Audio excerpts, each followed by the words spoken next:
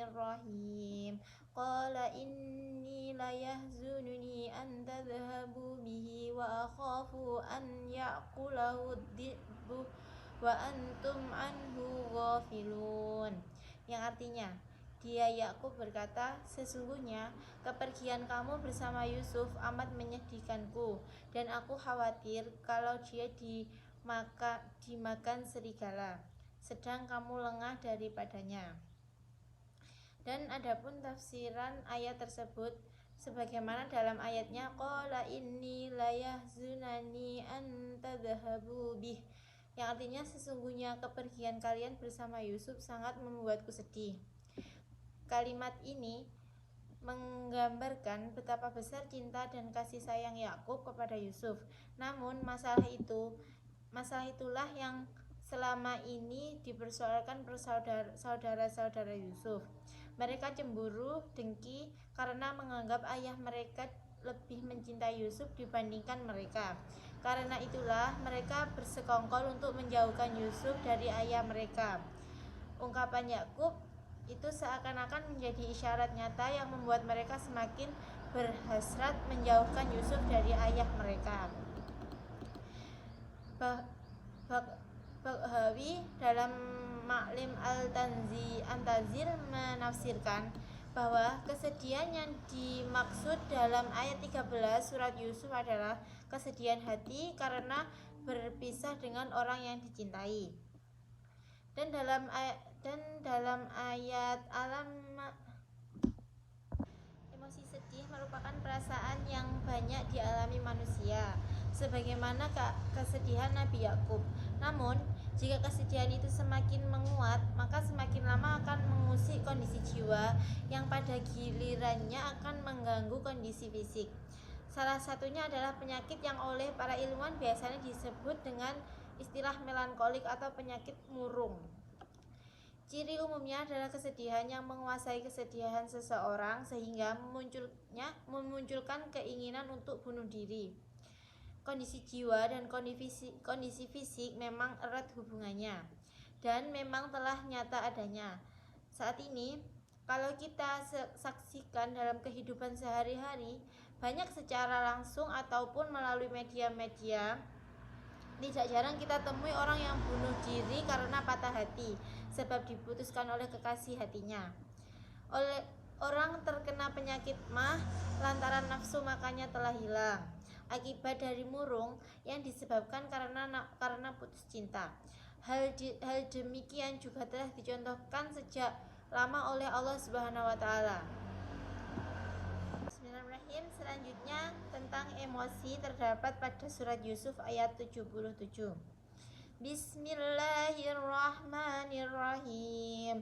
Qalu iyasrik faqad saraqahu lahu min qablu fa asarrahu Yusufu fi nafsihi wa lam yubdiha lahum qala antum syarrum makanan wallahu a'lamu bima tasifun. Yang artinya mereka berkata, jika ia mencuri, maka sesungguhnya sebelum itu saudaranya pun pernah pula mencuri. Maka Yusuf menyembunyikan kejengkelannya dalam hati dan tidak ditampakkan kepada mereka. Dia berkata dalam hatinya, kedudukanmu justru lebih buruk dan Allah Subhanahu wa taala Maha mengetahui apa yang kamu terangkan. Selanjutnya tafsirannya. Dalam tafsirannya, Quraisy Shihab mengemukakan bahwa persaudaraan Yusuf tidak mencapai bahwa Bunyamin telah mencuri.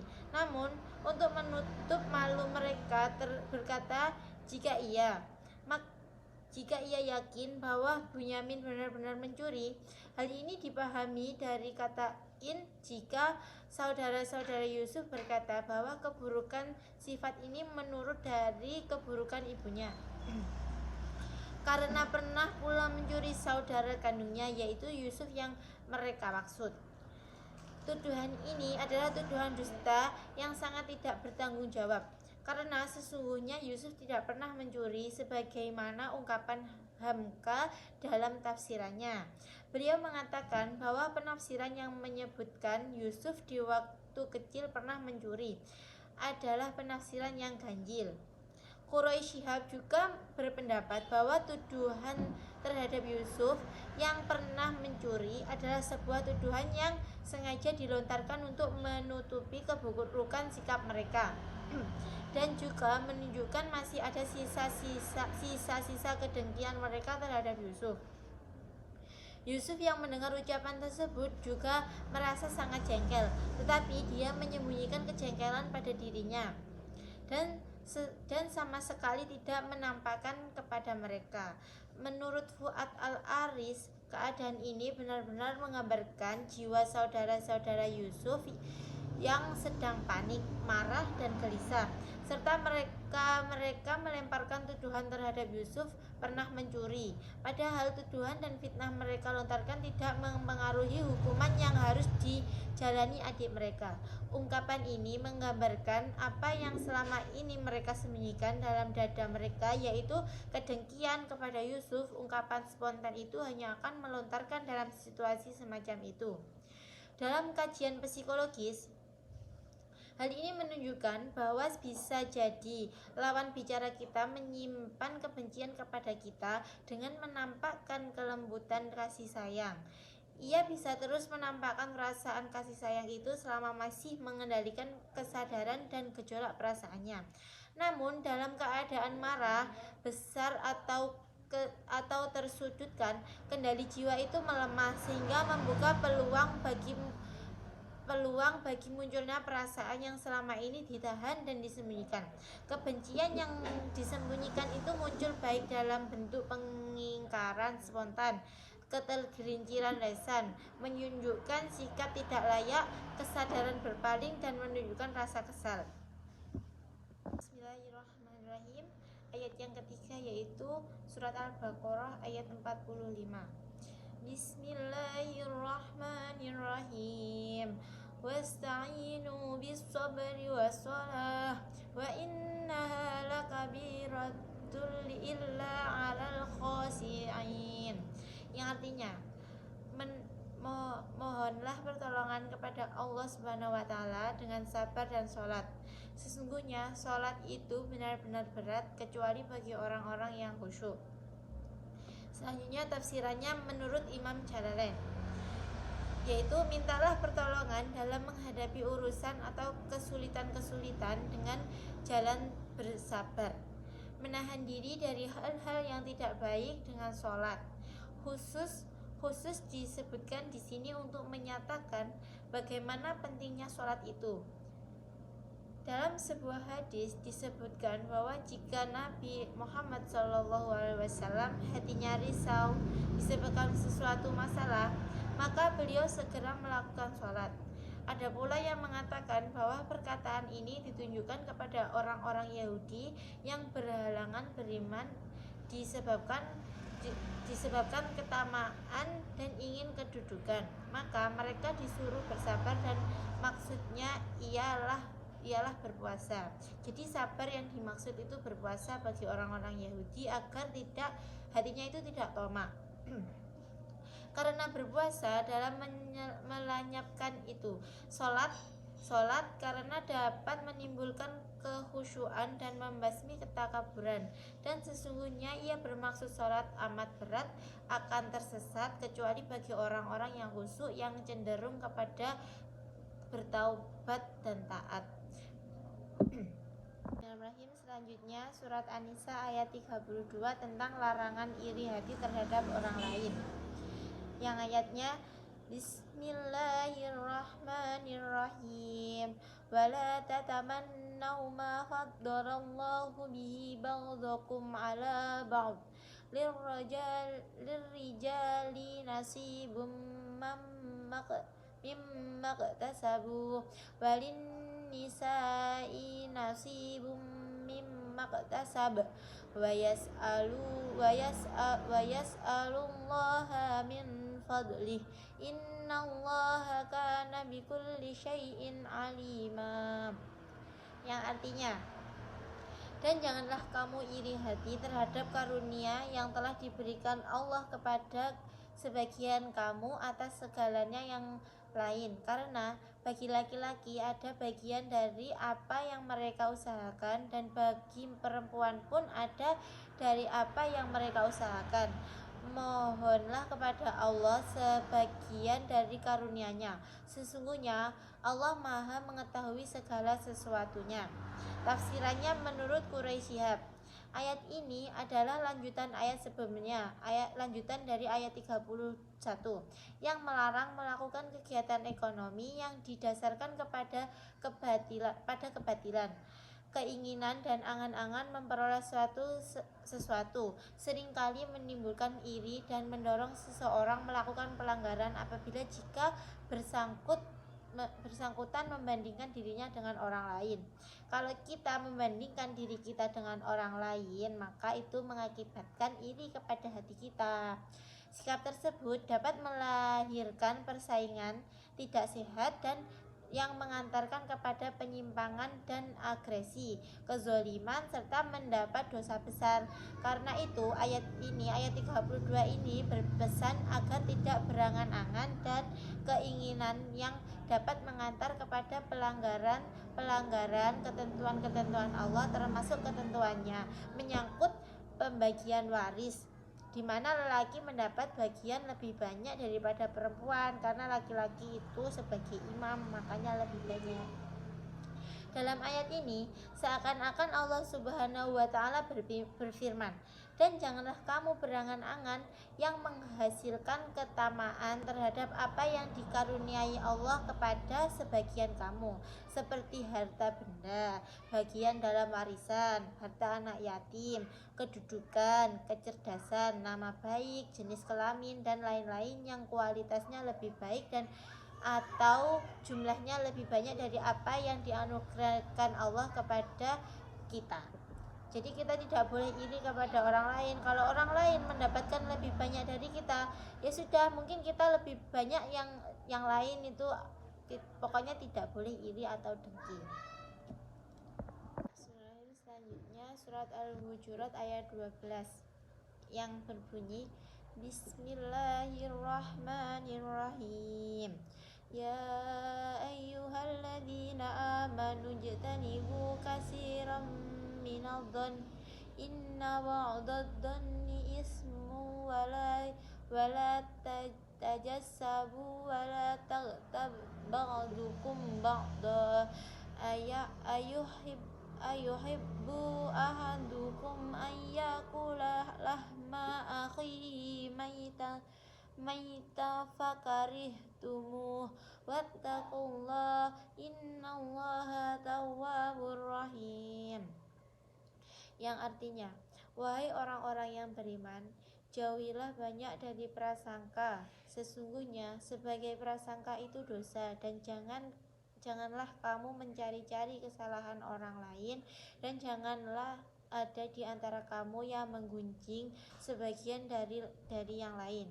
Apakah ada di antara kamu yang suka memakan daging saudara yang sudah mati?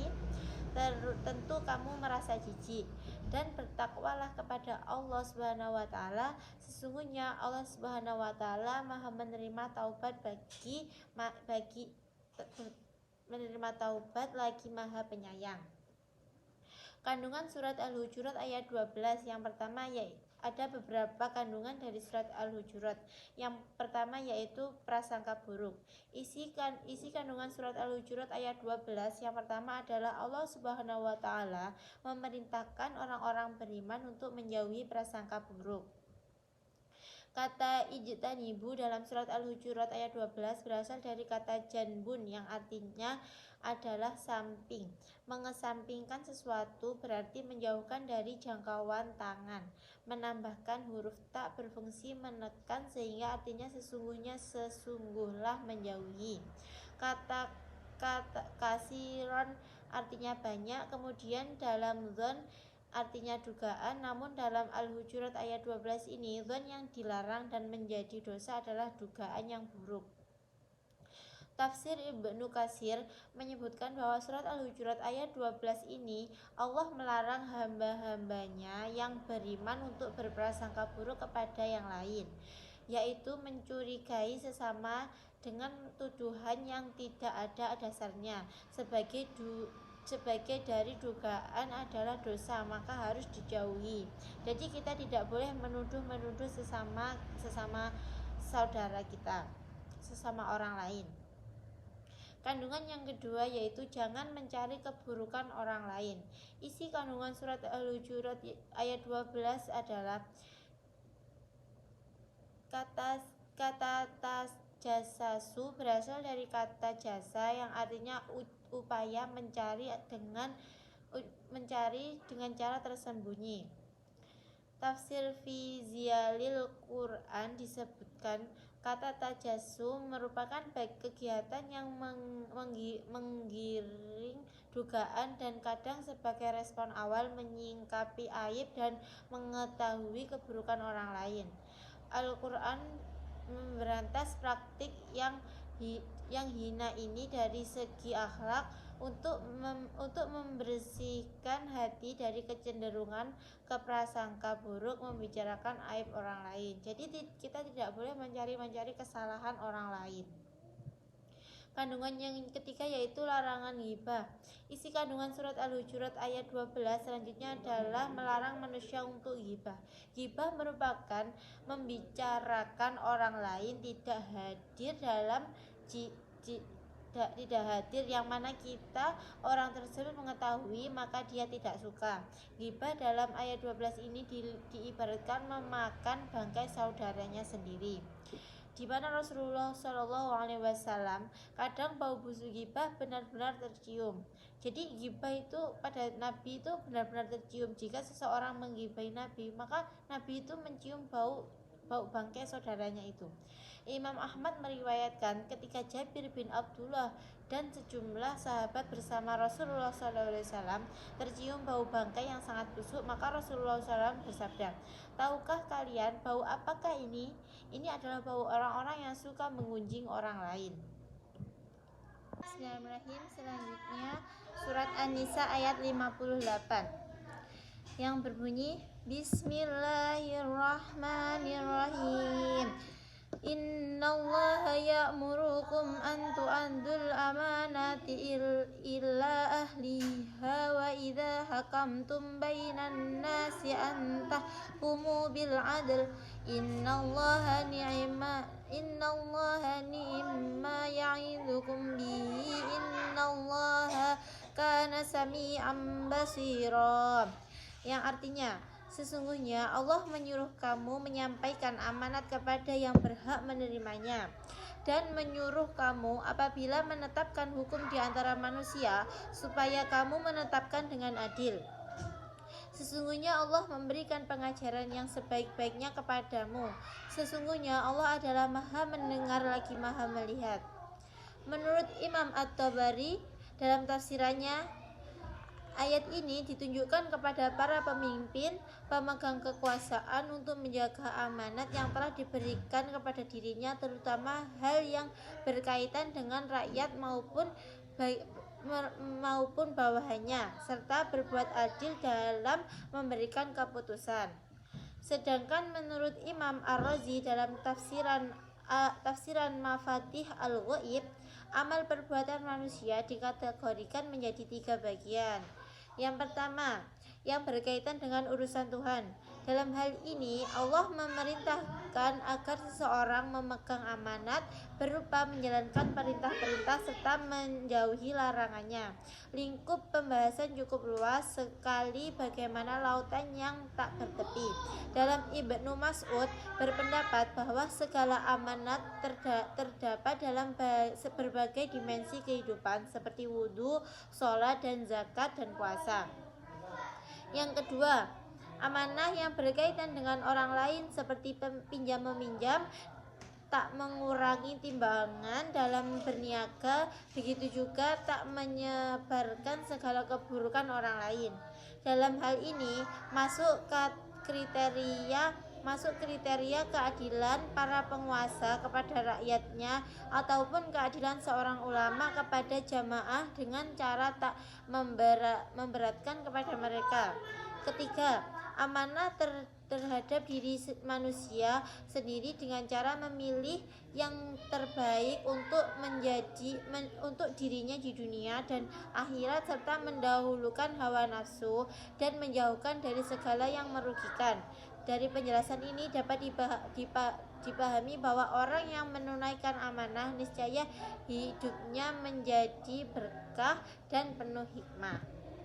Bismillahirrahmanirrahim. Yang terakhir yaitu surat Al-Mulk ayat 10 yang berbunyi Bismillahirrahmanirrahim. Wa qalu law kunna nasma'u aw na'qilu ma kunna fi ashabis sa'ir. Yang artinya, dan mereka berkata, sekiranya kami mendengarkan atau memikirkan peringatan itu, niscaya tidaklah kami termasuk penghuni-penghuni neraka yang menyala-nyala. Penjelasannya, potensi fisik yang dimiliki manusia yang secara organ fisik telah terbentuk sempurna sejak dalam kandungan usia 4 bulan adalah merupakan kekuatan yang dapat digunakan sebagai alat untuk merealisasikan dorongan fisik sekaligus untuk membantu memenuhi dorongan psikisnya. Sedangkan jiwa atau nafsu di samping sebagai perwujudan keakuan manusia juga sebagai potensi yang terkait dengan memunculkan dorongan insting, berkehendak, dan berimajinasi. Akal adalah merupakan kemampuan yang luar biasa dalam diri manusia yang dapat digunakan untuk menalar dan menilai secara rasional untuk membedakan benar salah serta baik dan buruk. Potensi hati pada tingkatan paling rendah memang dapat mengarah pada baik atau buruk. Namun pada tingkatan hati yang tinggi, qalbu adalah menjalin pencerahan akal, jiwa, dan fisik untuk terus mengikuti pada nilai-nilai kebenaran. Hati adalah manajernya manusia. Dialah yang akan menentukan, memanage perilaku pengaruh kepada kebaikan dan bisa sebaliknya. Dalam hadis juga ditegaskan bahwa sedangkan ruh yang telah dinafkahkan sejak manusia masih ada dalam kandungan adalah merupakan potensi yang sangat tinggi. Ketinggian ruh tersebut seperti pada surah As-Sajdah yang dapat dimaknai merupakan potensi zat ketuhanan. Demikian juga dikaitkan bahwa ruh adalah merupakan urusan Tuhan.